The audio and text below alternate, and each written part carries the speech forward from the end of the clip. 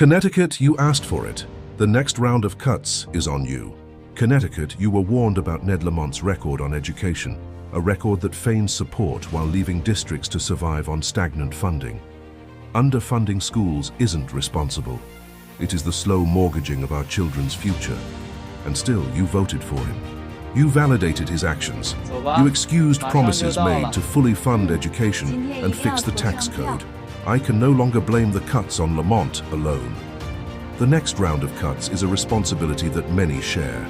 He now has a mandate that his record does not matter, that you will accept crumbs when you could have had the whole cake. Every dollar not sent to a classroom is a choice. Every child's future shortchanged is a choice you validated. Every year that state funding fails to keep up with inflation is a decision that you said was okay. Every dollar of surpluses not spent on those struggling with homelessness, unemployment, and underfunded education is a choice. Every dollar left sitting in the rainy day fund while Connecticut's families and children are drowning is okay with you. Every dollar not generated by a wealth tax is another dollar that middle-class taxpayers, homeowners, and renters are forced to pay. State leaders could have raised the ECS Foundation to $17,000 to eliminate the racial funding gap. Instead, the burden keeps shifting to towns. The elected leaders, unions, and organizations that looked past his record and endorsed him own these cuts too. They own the future damage to their constituents through worsening living conditions, layoffs, and continued low pay. And voters own it too. But I blame voters the least. They believed leaders who told them everything was awesome. Connecticut voted for the status quo, a status quo that lets people suffer while ignoring the cries for help from the masses.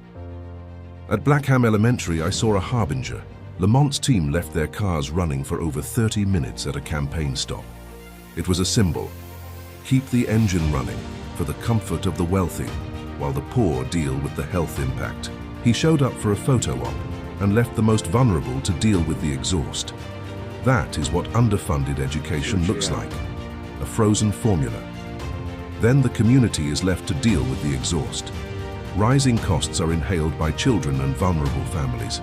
Communities wheeze, struggling to breathe. The most vulnerable running out of oxygen, surviving on life support.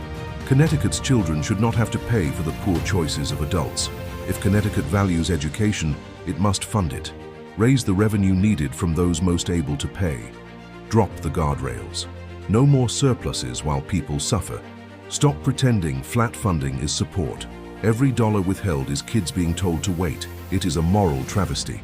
Connecticut has made its choice in the primary. I will make mine in the general election. And that choice will not be Ned Lamont. Ryan Fazio, if you want my vote, tell us your plan for education. A $17,000 ECS Foundation amount for our children buys my vote.